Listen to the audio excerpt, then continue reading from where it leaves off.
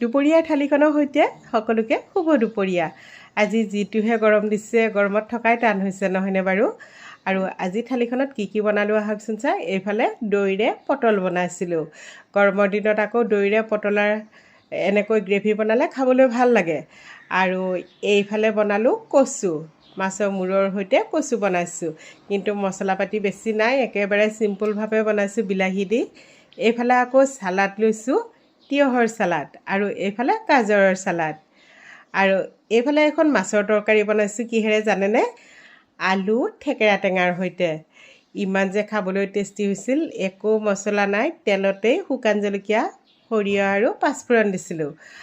তেনেকৈ বনাইছিলোঁ। মাছৰ তৰকাৰীখন বহুত ভাল হৈছিল খাবলৈ। মাছৰ আলুৰ সৈতে টেঙা জোল হ'ব আৰু এইখন। আৰু লগত লৈছোঁ 2টা জলকীয়া। আজি দুপৰীয়াৰ থালিখন এনেকৈয়ে আছিল। খাবলৈ খুবেই বেছি টেষ্টি হৈছিল। আকৌ অন্য এটি ভিডিঅ'ৰ সৈতে লগ পোৱাৰ আশাৰে এতিয়ালৈ আহিছোঁ। বাই।